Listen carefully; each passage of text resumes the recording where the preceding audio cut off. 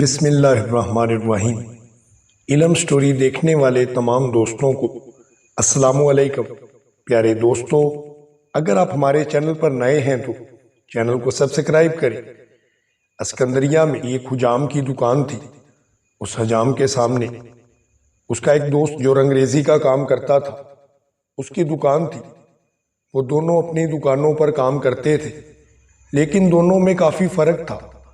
جو حجام تھا وہ ایک نیک دل، خدا ترس اور نہایت ہی دیانتدار آدمی تھا، جو اپنے کام کو بہت ہی مخلصی کے ساتھ سر انجام دیا کرتا تھا۔ وہ ہمیشہ اپنے کام میں دیانتداری سے کام لیتا اور کوشش کرتا کہ اگر اس نے کسی سے پیسے لیے ہیں تو اپنا کام بھی اس طرح سے کرے کہ اس سے وصول کی ہوئی رقم جو ہے اس کا حق ادا کر سکے۔ جبکہ اس کا دوست، جس کی اس کے سامنے رنگریزی کی دکان تھی، وہ نہایت ہی ٹھگ قسم کا انسان تھا۔ اس کی ہمیشہ ہی کوشش ہوتی تھی کہ کسی نہ کسی انسان کو دھوکہ دیا جائے۔ جو کوئی بھی اس کے پاس کپڑا رنگوانے کے لیے آتا، وہ اس سے کپڑا لے لیتا اور اس کو ٹائم دے دیتا کہ فلاں وقت پر یہ کپڑا آ کر میرے سے لے جانا۔ لیکن جب مقررہ وقت پر وہ شخص اپنے کپڑے کو واپس لینے کے لیے اس کے پاس آتا تو وہ کوئی نہ کوئی بہانہ لگا دیتا اور کہتا کہ کچھ دیر بعد آنا، پھر میں آپ کا کام کر دوں گا۔ جب اس کا گاہک دوبارہ آتا تو پھر اس نے کوئی نیا بہانہ تلاش کر کے رکھا ہوتا۔ اس طرح سے وہ گاہک کو اتنا ذلیل کرتا کہ بالآخر گاہک اس سے یا تو لڑ پڑتا یا پھر یہ پوچھنے پر مجبور ہو جاتا کہ تم میرے ساتھ اس طرح کیوں کر رہے ہو؟ وہ جواب میں کہتا کہ بھائی، میرا حقیقت میں مسئلہ کچھ اور ہے۔ اگر تم کہو تو میں تم سے اپنی حقیقت کو بیان کر دیتا ہوں۔ جب وہ پوچھتا کہ بتاؤ بھلا کیا حقیقت ہے، تو رنگ ساز کہتا کہ اصل میں بہت بیمار ہو گیا تھا اور اس بیماری کی حالت میں اپنی دکان پر نہیں آ سکا، تو وہ کپڑا دکان پر پڑا ہوا تھا، وہ کسی قریبی پڑوسی نے اٹھا لیا۔ مجھے تو اس طرح سے لگتا ہے کہ یہ جو سامنے حجام کی دکان ہے، یہی شخص میرے کپڑے اٹھاتا ہے۔ اس طرح سے وہ اپنے دوست حجام کو ہمیشہ لوگوں کی نظروں میں ذلیل کرنے کی سوچیں رکھتا اور خود لوگوں سے ہمیشہ ٹھگی لگاتا رہتا۔ لوگ اس سے بہت تنگ تھے۔ بالآخر ایسا ہوا کہ وقت گزرنے کے ساتھ ساتھ لوگوں نے اس سے کام کروانا کم کر دیا اور بالآخر وہ وقت آ گیا کہ اب کوئی بھی اس کو رنگنے کے لیے کپڑا نہیں دیتا تھا، کیونکہ لوگ جانتے تھے کہ وہ ان کا کپڑا واپس نہیں کرے گا، اور واپس مانگنے کے لیے جب وہ اس کے پاس جائیں گے تو وہ کوئی نہ کوئی نیا بہانہ تلاش کر کے ان کو بے وقوف بنانے کی کوشش کرے گا۔ اس لیے لوگ اس کو کپڑا دینا بند کر گئے۔ پھر وہ وقت بھی آیا کہ اس شخص کی دکان مکمل طور پر بند ہو گئی۔ اس نے کیا کیا؟ اب وہ اپنے دوست حجام کی دکان پر بیٹھ جاتا اور کسی آتے جاتے گاہک کو وہیں سے بلا کر کہتا کہ کپڑے رنگوا لو۔ اگر کوئی کپڑا رنگنے کے لیے اسے دے جاتا تو پھر بھی وہ اپنی ان حرکتوں سے باز نہ آتا اور اس کو اتنا ذلیل کرتا کہ کوئی بھی اس کے پاس آنے کے لیے تیار نہیں تھا۔ پھر ایک دن ایک ایسا شخص جو کافی امیر و کبیر تھا اس کے پاس کپڑے لے کر پہنچ گیا۔ اس نے اسے کپڑے دیے اور کہا کہ یہ میرے کپڑے ہیں، جلد از جلد ان کو رنگ دینا۔ اس نے کیا کیا؟ اس نے اس امیر آدمی کے کپڑوں کو لے لیا اور اس کے کپڑوں کو بازار میں لے جا کر بیچ ڈالا، اور اس سے جو پیسے ملے اس کو ہڑپ کر گیا۔ اب وہ امیر آدمی کافی اثر و رسوخ والا تھا۔ اس کو جب پتا چلا تو اس نے سوچا کہ اس پر مقدمہ چلایا جائے۔ قاضی اس کا تعلق والا آدمی تھا۔ وہ قاضی کے پاس گیا اور اس شخص کی شکایت کر دی۔ قاضی نے حکم صادر کیا کہ اس شخص کو پکڑ کر میرے پاس لے آیا جائے۔ وہ شخص وہاں سے بھاگ کھڑا ہوا اور کہیں اور چلا گیا۔ جب لوگوں کو پتا چلا تو انہوں نے قاضی کو بتایا کہ اس کی دکان خالی پڑی ہے، اس میں کچھ بھی نہیں۔ وہ اپنے ایک دوست حجام کی دکان میں بیٹھ کر لوگوں سے رنگریزی کے لیے کپڑے مانگا کرتا تھا۔ اب ہم اسے پکڑنے کے لیے گئے تو وہ وہاں سے بھاگ کھڑا ہوا ہے۔ جب یہ بات سنی تو قاضی نے فیصلہ دیا کہ اس کی دکان جو ہے اس کو فروخت کر کے اس میں جو پیسے ملتے ہیں اس امیر آدمی کو دے دیے جائیں جس کے کپڑے اس نے چوری کر کے بیچ ڈالے ہیں۔ اس طرح سے اس کی دکان بھی بک گئی۔ پھر کیا ہونا تھا، آہستہ آہستہ وقت گزرتا گیا۔ وہ اپنے دوست حجام کے پاس آیا اور کہنے لگا کہ میرا بڑا برا حال ہو چکا ہے، فاقوں تک نوبت آ گئی ہے، مجھے بتاؤ کہ میں کیا کروں۔ اس کا دوست حجام بولا کہ تم نے ہمیشہ لوگوں کو بے وقوف بنایا ہے، تم نے ہمیشہ ان کو بہانے لگا لگا کر ٹالا ہے، کبھی ان کے کپڑوں کو وقت پر ان کو واپس نہیں کیا۔ یہ تو ایک دن ہونا ہی تھا، مجھے پہلے سے ہی لگتا تھا کہ تم سے ایک دن ایسا معاملہ ہوگا کہ لوگ تم سے اپنے کپڑوں کو رنگ کروانا چھوڑ دیں گے، اور ہاں ویسا ہی ہوا۔ اب کیا ہو سکتا ہے، میں تمہاری یہ مدد کر سکتا ہوں کہ تم کھانا میرے پاس کھا لیا کرو۔ جب یہ بات سنی تو رنگریز کو بہت خوشی ہوئی۔ اس نے کہا کہ چلو ٹھیک ہے، میں ہمیشہ تمہارے ساتھ رہوں گا اور تمہارا ساتھ دوں گا۔ اب حجام اپنی دکان پر دن بھر کام کرتا اور رات کو جو جمع پونجی لے کر آتا اس سے مل کر دونوں کھانا کھا لیتے۔ کھانا کھانے کے بعد وہ سو جاتے اور صبح کو اٹھ کر پھر حجام اپنے کام پر نکل کھڑا ہوتا، لیکن رنگریز صرف اس کے مکان میں پڑا ہوا خالی روٹیاں ہی کھا رہا تھا۔ آہستہ آہستہ حجام کا کام بھی کم ہونا شروع ہو گیا اور بالآخر یہ نوبت آ گئی کہ اس نے رنگریز سے کہا کہ بھائی میرا کام بہت کم ہو چکا ہے، اب تمہارے لیے مزید کھانے کا بندوبست کرنا میرے لیے مشکل ہو چکا ہے۔ میرے پاس کوئی جمع پونجی بھی اتنی نہیں کہ جس کو میں استعمال کر کے اپنے لیے کوئی بڑا کاروبار کر سکوں۔ اب مجھے کیا کرنا چاہیے؟ رنگریز بڑا چلاک آدمی تھا۔ اس نے کہا کہ میری دکان بھی اسی وجہ سے ٹھپ ہو گئی تھی کیونکہ میرے پاس اس میں ڈالنے کے لیے پیسے نہیں تھے۔ تمہارے پاس پیسے نہیں ہیں تو ارادہ بناؤ، ہم دونوں یہاں سے کہیں دور چلے جاتے ہیں کسی اور ملک کے اندر، تاکہ وہاں پر جا کر اپنی قسمت آزمائی کر سکیں، اور ہو سکتا ہے کہ وہاں پر جا کر ہم امیر ہو جائیں۔ اس کی باتیں یہ سننے کے بعد اس رحم دل حجام نے سوچا کہ یہ ٹھیک ہی کہہ رہا ہے، اگر میں اس کے ساتھ مل کر یہاں سے کسی اور ملک میں چلا جاؤں تو ہو سکتا ہے کہ میں خوشحال ہو جاؤں۔ یہ سوچ کر ان دونوں نے اپنا سامان باندھا اور کسی اور شہر میں جانے کے لیے بحری جہاز کی طرف روانہ ہوئے۔ جب وہ وہاں پر پہنچے تو بحری جہاز میں جگہ پر ہو چکی تھی، صرف ایک آدمی کی جگہ بچی تھی۔ کپتان نے کہا کہ صرف ایک آدمی کی گنجائش ہے، اگر آپ میں سے ایک بندہ ہمارے ساتھ آنا چاہے تو وہ آ سکتا ہے۔ حجام کی جہاز کے اندر ضرورت تھی، اس لیے انہوں نے کہا کہ تم ہمارے ساتھ آ جاؤ، کیونکہ لوگوں کو بال بنوانے کے لیے ہمیشہ حجام کی ضرورت رہتی ہے۔ حجام نے کہا کہ یہ میرا دوست ہے، یہ میرے بنا نہیں رہ سکتا، اس کا کوئی کاروبار نہیں ہے اور اس کا حال بہت برا ہے، برائے مہربانی آپ تھوڑی سی مہربانی کریں تو میں اسے بھی اپنے ساتھ لے جانا چاہتا ہوں۔ کپتان بھی ایک رحم دل آدمی تھا۔ جب اس نے حجام کی یہ بات سنی تو اس نے کہا چلو ٹھیک ہے، تم اسے بھی اپنے ساتھ سوار کر لو۔ اب حجام اور وہ رنگریز دونوں اس جہاز میں سوار ہو چکے تھے۔ جہاز میں جانے کے بعد لوگوں نے حجام سے اپنا کام کروانا شروع کر دیا۔ باری باری لوگ اپنے بال کٹواتے۔ اب جو رقم جمع ہوتی اس سے 2 بندوں کا کھانا آ جاتا۔ حجام تو اپنی محنت کر کے اس سے کھانا خریدتا، لیکن رنگریز مفت میں بیٹھے ہوئے حجام سے اپنا حصہ وصول کرتا اور ڈکارتا رہتا۔ بالآخر ایسا ہوا کہ 40 دن کے لگاتار سفر کے بعد وہ ایک جزیرے میں جا پہنچے۔ جزیرہ کیا تھا، ایک پورا ملک تھا۔ جب بندرگاہ پر اترے تو کپتان نے الوداع کہا اور حجام سے کہا کہ تم بہت اچھے آدمی تھے، تمہارے ساتھ ہمارا وقت بہت اچھا گزرا ہے اور یہ گزرا ہوا وقت مجھے ہمیشہ یاد آئے گا۔ یہ ایک بہت اچھا شہر ہے، تم شہر میں چلے جاؤ، تم با اخلاق آدمی ہو، مجھے یقین ہے کہ تمہارے اخلاق کو دیکھتے ہوئے لوگ تم سے ضرور متاثر ہوں گے اور ایک دن تم یہاں پر نام پیدا کرو گے اور ایک امیر ترین آدمی بن جاؤ گے۔ اس کی بات سننے پر حجام نے اس کو دعا دی۔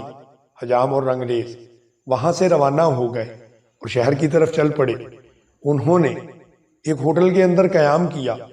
اس قیام گاہ میں وہ کھانا ان پیسوں سے کھاتے رہے جو حجام نے لوگوں کے بال کاٹ کے جمع کیے ہوئے تھے۔ اب ہوا یہ کہ حجام آہستہ آہستہ تھوڑا سا بیمار ہونے لگا، اس کی بیماری بڑھنے لگی اور وہ بیمار ہوتا چلا گیا۔ اب اس نے کہا کہ میرے پاس جو پیسے موجود ہیں ان پیسوں میں سے تھوڑے تھوڑے کر کے تم اس ہوٹل کے مالک کو دیتے رہنا، اور ہوٹل کے ملازم سے کہہ دیا کہ یہ میرا دوست ہے، یہ نہ بھی موجود ہو تو تم وہاں سے پیسے لے لیا کرو اور میرے لیے روٹی لے آیا کرو۔ وہ دونوں اس طرح سے ان پیسوں سے روٹی خریدتے رہے اور کھاتے رہے۔ جب حجام کی حالت زیادہ نازک ہو گئی تو رنگریز نے دیکھا کہ یہ مرنے والا ہے۔ اس نے اس کی تمام رقم اٹھائی اور وہاں سے فرار ہو گیا۔ جب ہوٹل کا ملازم وہاں پر پہنچا تو اس کو حجام نے کہا کہ برائے مہربانی میرا دوست موجود نہیں ہے، میرا برا حال ہے، تم مجھے کھانا لا دو، میں کھانا چاہتا ہوں، ابھی میرے اندر طاقت نہیں ہے، کچھ کھانے سے شاید میں اٹھ کر چلنے کے قابل ہو جاؤں۔ جب وہ ملازم اس جگہ پر پہنچا تو اس نے بتایا کہ وہاں پر کوئی چیز موجود نہیں ہے۔ حجام نے جب یہ سنا تو اسے سخت جھٹکا لگا۔ اس نے پوچھا کہ میرا دوست کہاں ہے؟ اس شخص نے بتایا کہ وہ یہاں سے فرار ہو چکا ہے، لگتا وہ تمہاری ساری رقم اٹھا کر یہاں سے کہیں فرار ہو گیا ہے۔ حجام نے جب یہ بات سنی تو اسے بہت دکھ ہوا، لیکن ہوٹل کا مالک ایک رحم دل آدمی تھا۔ اس نے کہا کہ کوئی مسئلہ نہیں، اس کی تیمارداری کی جائے، اس کو کھانا دیا جائے، جب یہ تندرست ہو جائے گا تو اس سے پیسے لے لیے جائیں گے۔ ہوٹل کا ملازم روٹی لے کر آتا، اس کو کھلاتا، اس کو دوائی بھی لے کے دی۔ آہستہ آہستہ اس کی طبیعت ٹھیک ہونا شروع ہو گئی۔ اب رنگریز جو حجام کا دوست تھا وہاں سے نکلا اور سیدھا شہر کی طرف چلا گیا۔ شہر میں جا کر اس نے دیکھا کہ وہاں پر کچھ لوگ کپڑے کی رنگائی کا کام کر رہے ہیں۔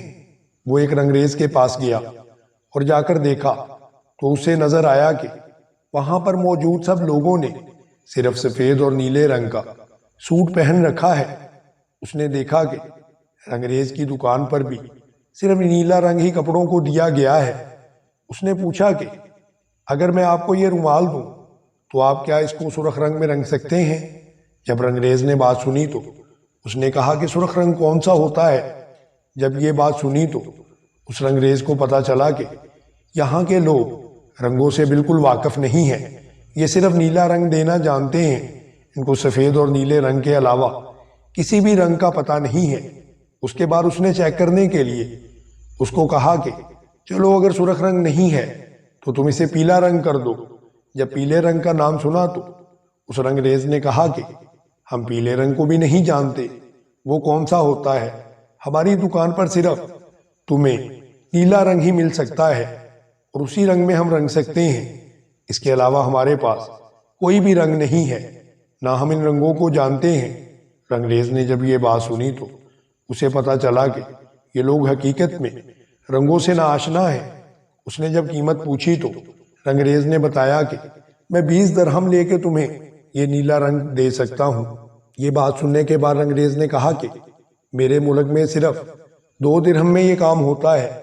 تو رنگریز نے جواب دیا کہ تم پھر اپنے ملک کے اندر جا کر ہی اس کو رنگ دلوا لو، یہاں پر تو 20 درہم لگیں گے اور صرف نیلا رنگ ہی ہو سکتا ہے۔ رنگریز مختلف دکانوں پر گیا اور جا کر اس نے دیکھا کہ ہر طرف صرف نیلا رنگ ہی موجود ہے۔ وہ لوگ نیلے رنگ کے علاوہ باقی تمام رنگوں سے ناواقف ہیں۔ اس نے کہا چلو ٹھیک ہے، میرے رومال کو تم 20 درہم لے کے نیلا رنگ ہی کر دو۔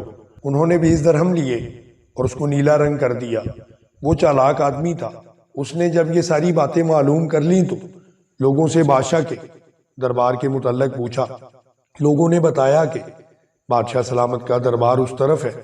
اگلے ہی دن وہ بادشاہ سلامت کے دربار میں جا پہنچا اور بادشاہ سلامت کے پاس جا کر کہنے لگا کہ بادشاہ سلامت، میں کسی اور ملک کا رہنے والا ہوں اور یہاں پر آپ کے ملک میں خدمت کرنے کے لیے آیا ہوں۔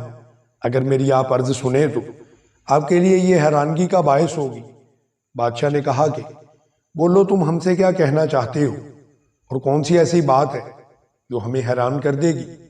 تو اس رنگریز نے کہا کہ بادشاہ سلامت، آپ کے ملک میں صرف دو رنگوں میں ہی رنگنے کی عادت ہے، ایک سفید رنگ ہے اور دوسرا نیلا۔ اس کے علاوہ آپ کے رنگریزوں کو کوئی رنگ دینا نہیں آتا۔ اگر آپ مجھ سے کہیں تو میں آپ کو مختلف رنگوں میں کپڑے رنگ کر دے سکتا ہوں۔ بادشاہ نے اس کی بات سنی تو بادشاہ بھی بہت حیران ہوا۔ اس نے کہا، کیا کسی اور رنگ میں بھی کپڑوں کو رنگا جا سکتا ہے؟ یہ بات سن کر رنگریز نے کہا کہ جناب، میں 40 رنگوں میں ان کپڑوں کو رنگ سکتا ہوں، جن میں سرخ، سبز، نارنجی، گلابی اور اس طرح کے بہت سے رنگ شامل ہیں۔ جب بادشاہ نے یہ بات سنی تو اس نے کہا کہ چلو پھر تم مجھے رنگ کر دکھاؤ۔ اس کے بعد بادشاہ نے کہا کہ تمہیں کن چیزوں کی ضرورت ہے؟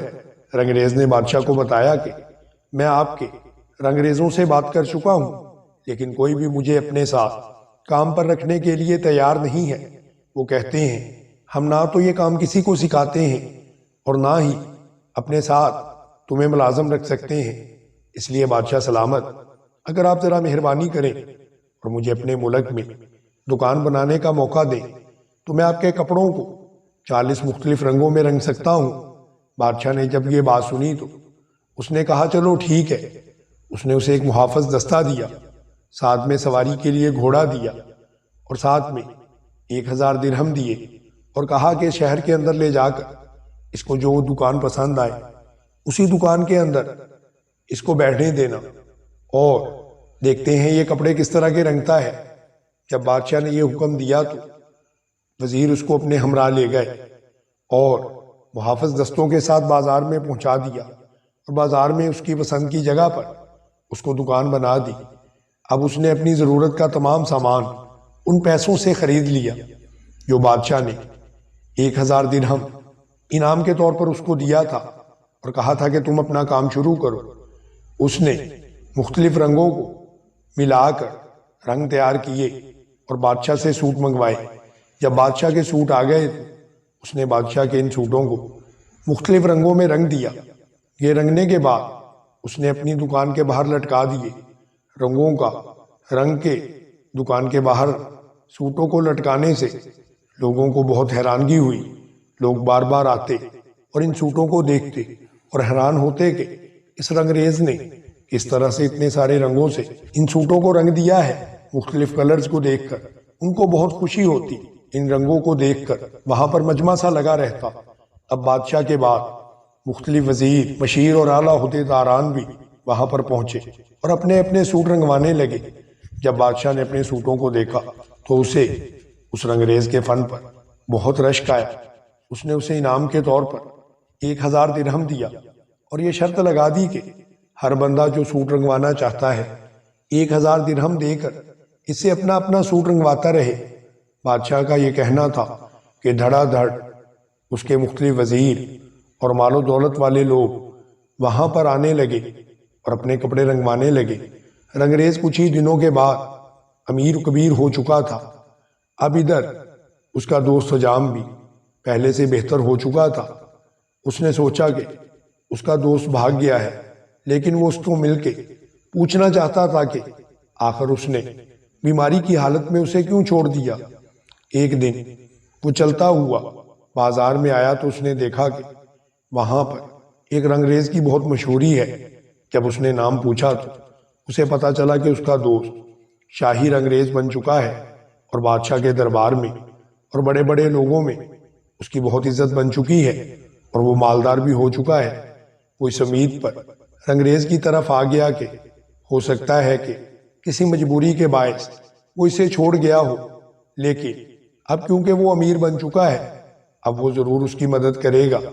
وہ سیدھا اپنے دوست رنگریز کی دکان پر پہنچا اور وہاں پر جا کر اشتیاق بھری نظروں سے اس کی طرف دیکھنے لگا، لیکن جب رنگریز کی نظر اس پر پڑی تو اس نے کہا کہ اس کو باہر لے جاؤ اور دھکے دے کر نکال دو، یہ بار بار میری دکان میں مانگنے کے لیے آ جاتا ہے۔ وہ کافی چلاتا رہا لیکن اس نے حجام کی ایک نہ سنی اور اپنے نوکروں کو کہا کہ اس کی خوب پٹائی کر کے اس کو دکان کے باہر پھینک دو۔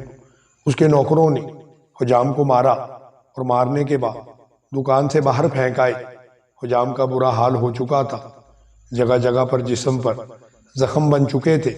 وہ وہاں سے اٹھا اور واپس چل دیا۔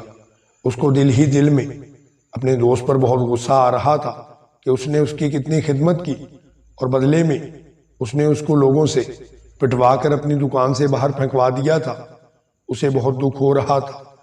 خیر کیا ہو سکتا تھا، وہ واپس چلا گیا۔ اس کے بعد کیا ہوا کہ وقت گزرتا گیا۔ انگریز نے اپنے لیے ایک بڑا تخت رکھوا لیا تھا جس کے اوپر وہ بیٹھ کر اپنے نوکروں چاکروں سے کام کرواتا اور خود بیٹھ کر کھاتا۔ اس کا کام بہت بڑھ گیا تھا اور وہ عیش کی زندگی بسر کرنے لگا تھا۔ اس کے بعد حجام نے چل پھر کر شہر کو دیکھا تو اسے پتا چلا کہ وہاں پر ایک بھی حمام موجود نہیں ہے۔ تمام لوگ نہانے کے لیے حمام میں نہیں جاتے۔ اس نے کسی شخص سے پوچھا کہ یار یہاں پر حمام کہاں پر ملے گا؟ لوگوں نے حیران ہوتے ہوئے پوچھا کہ حمام کیا ہوتا ہے؟ جب حجام نے یہ بات سنی تو اس نے کہا کہ حمام نہانے کے لیے استعمال ہوتا ہے۔ کیا آپ کے ملک میں لوگ نہانے کے لیے حمام نہیں جایا کرتے؟ لوگوں کو بہت حیرانگی ہوئی۔ انہوں نے کہا تو نہیں، ہمارے ہاں کوئی ایسی چیز موجود نہیں ہے جس کو تم حمام کہتے ہو۔ یہاں پر لوگ نہانے کے لیے سمندر کے ساحل پر جاتے ہیں، حتیٰ کہ بادشاہ بھی نہانے کے لیے سمندر پر جاتا ہے۔ یہاں پر ایسی کوئی چیز نہیں ہے، تم بتاؤ کہ حمام کیا ہوتا ہے؟ حجام نے یہ بات سنی تو اس نے کہا کہ میں آپ کے بادشاہ کو مل کر ان سے ہی بات کروں گا۔ چند دنوں کے بعد حجام بادشاہ کے پاس پہنچ گیا۔ بادشاہ کے محافظوں نے اسے بادشاہ کے پاس پہنچایا اور کہا کہ بادشاہ سلامت، یہ کسی اور ملک سے آیا ہوا شخص ہے اور یہ آپ سے کوئی بات کرنا چاہتا ہے۔ جب بادشاہ نے یہ بات سنی تو اس نے کہا کہ حجام کو میری طرف بھیجا جائے۔ حجام اندر چلا گیا۔ بادشاہ نے کہا کہ تم کون ہو اور یہاں پر کیسے آنا ہوا؟ حجام نے بتایا کہ میں کسی اور ملک کا رہنے والا ہوں۔ میں اسکندریہ سے کمانے کے لیے بحری جہاز کے ذریعے یہاں پر آیا تھا، لیکن مجھے پتہ چلا ہے کہ آپ کے ملک میں کوئی بھی حمام نہیں ہے، اس لیے میں آپ کے پاس حاضر ہوا ہوں۔ بادشاہ نے یہ بات سنی تو بادشاہ نے کہا کہ پہلے یہ بتاؤ کہ حمام ہوتا کیا ہے؟ حجام کہنے لگا بادشاہ سلامت میری بات سنیے، ہمارے ملک میں خاص کمرے بنائے جاتے ہیں جن کے اندر گرم پانی اور سردیوں میں کمرے کو گرم کرنے کی سہولیات موجود ہوتی ہیں۔ وہاں پر لوگوں کا مساج بھی کیا جاتا ہے، اسے حمام کہتے ہیں۔ یہ بہت خوبصورت ہوتا ہے۔ وہاں پر نہا کر انسان اپنے آپ کو ہلکا پھلکا محسوس کرتا ہے۔ یہ سمندر میں نہانے سے بالکل مختلف ہوتا ہے۔ اگر آپ اجازت دیں تو میں آپ کے ملک میں اس طرح کے حمام بنانا چاہتا ہوں۔ یقین کریں کہ آپ کو نہانے کا بہت لطف آئے گا۔ بادشاہ نے اس کی بات سنی تو بہت حیران ہوا۔ اس نے اپنے وزیروں کو بلایا اور کہنے لگا کہ شہر کے وسط میں اس کی مرضی کے مطابق اسے ایک دکان دلوا دو اور وہاں پر اس حمام کو تیار کرنے کے لیے اس کو پیسے بھی مہیا کرو اور کاریگر بھی۔ جب یہ حمام تیار ہو جائے تو ہم دیکھیں گے کہ اس کی افادیت کیا ہے۔ یہ سننے کے بعد حجام بہت خوش ہوا۔ اس نے کہا کہ بادشاہ سلامت آپ بے فکر ہو جائیے، آپ کو مایوسی نہیں ہوگی۔ میں آپ کے لیے ایک ایسا حمام تیار کروں گا جس کی آپ توقع بھی نہیں کر سکتے۔ بادشاہ نے اپنے سپاہیوں اور مزدوروں کو حجام کے ساتھ بھیج دیا۔ اس نے شہر کے بیچوں بیچ ایک خوبصورت دکان خریدی اور اس میں مختلف خانوں کے اندر ایک خوبصورت حمام تعمیر کروایا، جس کا مقصد بادشاہ کو اس کی افادیت سے آگاہ کرنا تھا۔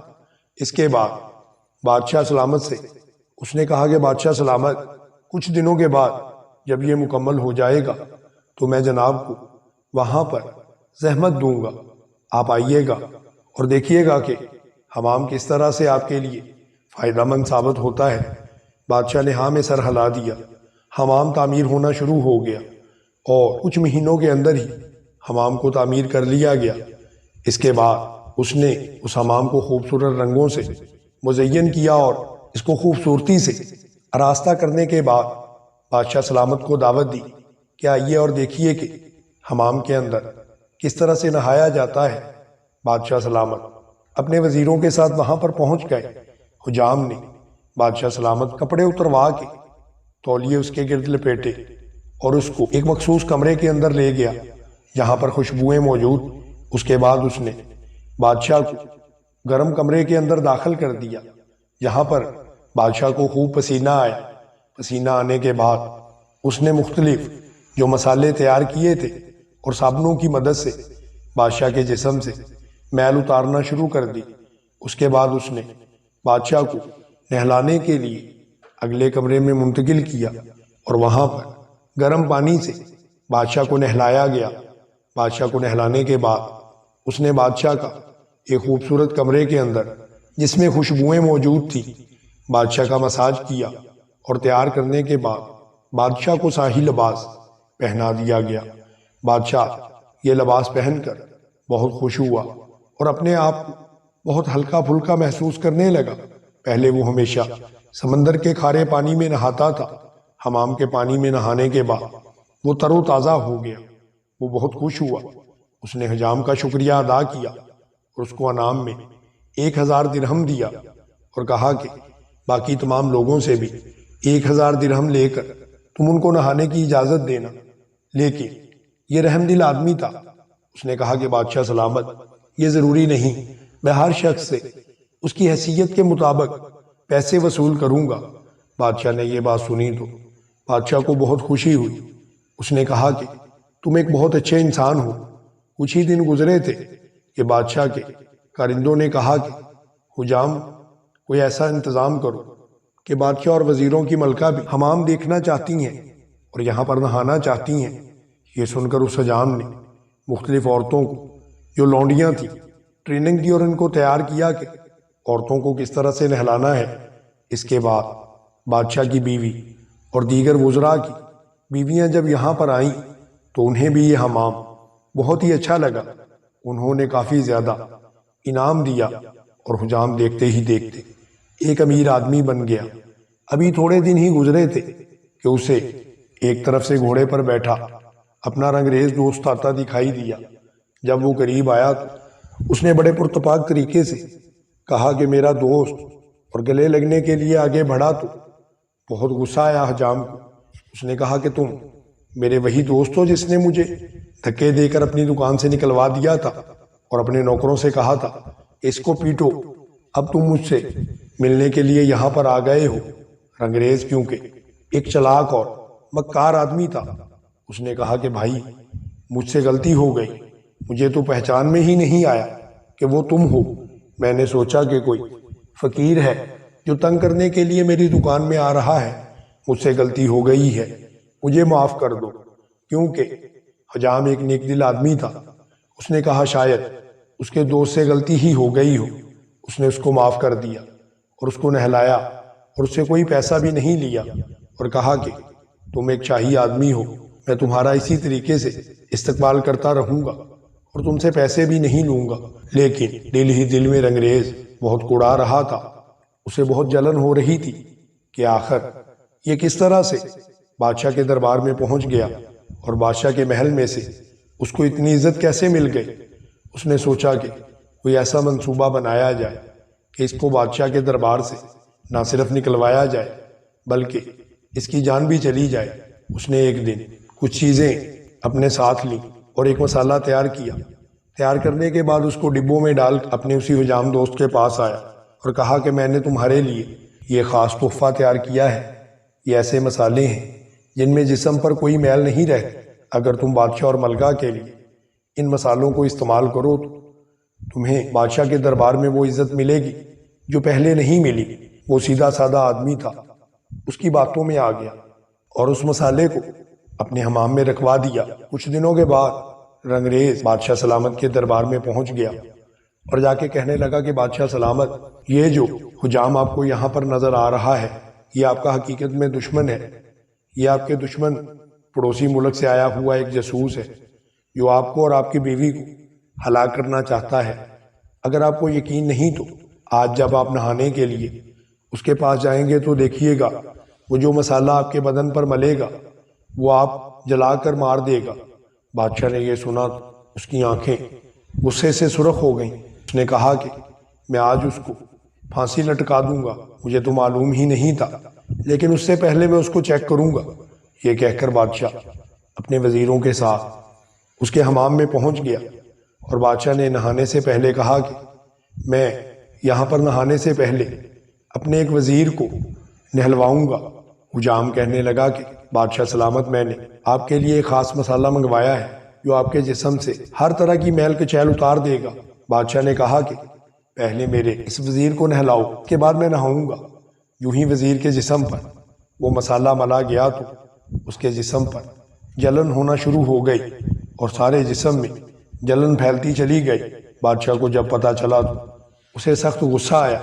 اس نے کہا کہ اس کو سزائے موت دی جائے گی، یہ جاسوس ہے اور میرے لیے موت کا پھندا بچھانا چاہتا ہے۔ نے شاہی جہاز کے کپتان کو کہا کہ اس شخص کو لے جاؤ اور چونے کی بوری میں بند کر کے سمندر کے بیچوں بیچ پھینک دینا تاکہ یہ وہیں پر مر جائے۔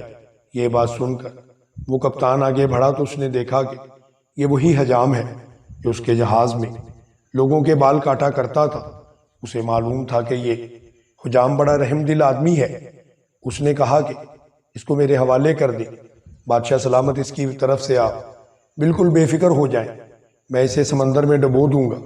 یہ کہنے کے بعد اس نے حجام کو اپنے ساتھ جہاز میں بٹھایا اور لے گیا، اور راستے میں جانے کے بعد کہنے لگا کہ میں تمہیں کس طرح سے بھلا مار سکتا ہوں؟ بادشاہ کو کوئی غلط فہمی ہوئی ہے، یہ ضرور تمہارے کسی دشمن کی کارستانی ہے جس نے تمہیں پھنسانے کے لیے اور بادشاہ کے سامنے ذلیل کرنے کے لیے یہ چال چلی ہے۔ تم اس طرح سے کرو کہ میرے جہاز میں بیٹھو، میں تمہیں قریبی قصبے میں چھوڑ دوں گا، وہ ایک جزیرہ ہے، وہاں پر کوئی نہیں ہوگا، تم وہاں پر رہنا، جو ہی کوئی جہاز آئے گا تو میں تمہیں وہاں سے روانہ کر دوں گا۔ یہ کہنے کے بعد وہ بادشاہ سلامت دربار میں گیا اور کہنے لگا کہ اجازت دیجیے تاکہ اس کا میں ٹھکانے لگا دوں۔ بادشاہ سے اجازت پا کر وہ اسے جزیرے میں چھوڑ آیا۔ ادھر بادشاہ سمندر کے کنارے پر کھڑا تھا کہ اچانک خیالات میں کہ ہاتھ کی انگوٹھی پانی میں کہیں گر گئی۔ اب مسئلہ یہ تھا کہ انگوٹھی بادشاہ ہی کی علامت تھی، جس کے پاس یہ انگوٹھی ہوتی تھی صرف وہی بادشاہ تصور کیا جاتا تھا، اور جس کے پاس انگوٹھی نہ ہو اس کا حکم کوئی نہیں مانتا تھا۔ بادشاہ سخت پریشان ہوا اور گھبرا کر ادھر ادھر دیکھنے لگا کہ اب کیا کیا جائے، لیکن انگوٹھی نہیں ملی۔ بادشاہ پریشانی کے عالم میں محل میں واپس آ چکا تھا، لیکن دن رات پریشان رہتا تھا کہ اب اس کا کیا بنے گا۔ ادھر وہ شخص اکیلا جزیرے میں تھا، اسے بھوک لگی تو اس نے سوچا کہ کسی مچھلی کو شکار کیا جائے۔ یہ سوچ کر اس نے اپنے ساتھ لائی ہوئی کنڈی جو تھی اس کو پانی میں لگا دیا۔